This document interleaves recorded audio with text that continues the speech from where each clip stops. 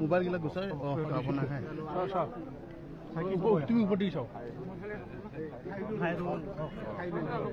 যোৱাকালি ইয়াত প্ৰায় 6-7টাৰ ভিতৰত ঘটনাটো হৈছে বুলি আমি শুনিছোঁ। আমি দিল্লীতে আছিলে জানক আমি এইবিলাক প্ৰত্যেক কথাটো আমি চব আমাৰ দলৰ মানে কৰ্মকৰ্তাসকলক মই খবৰ লৈ আছোঁ আৰু ইয়াৰ আমাৰ লোকেল MCLA আমাৰ সুৰেশ কান্তিৰ লগতো আমি কথা পাতিছোঁ। মুঠতে ইয়াত পলিটিকেল ষড়যন্ত্ৰ আছে। প্ৰত্যেকবাৰ ইলেকশ্যনত আগে আগে এই অঞ্চলত এনেকুৱা ঘটনাটো সৰু হওক ডাঙৰ হওক কিবা কিবি হৈ থাকে।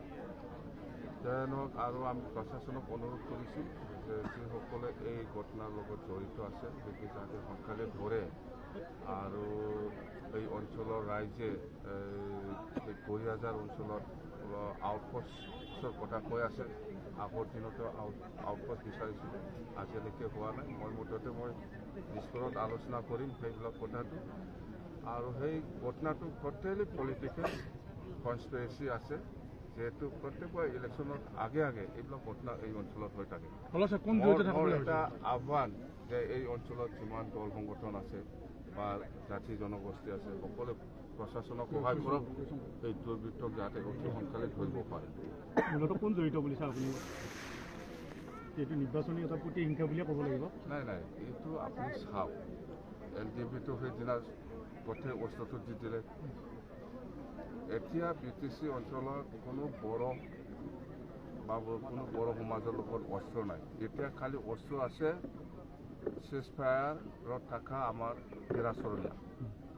হীৰা চৰণীয়াৰ মানুহেই হ'ব পাৰে এই ঘটনাটো।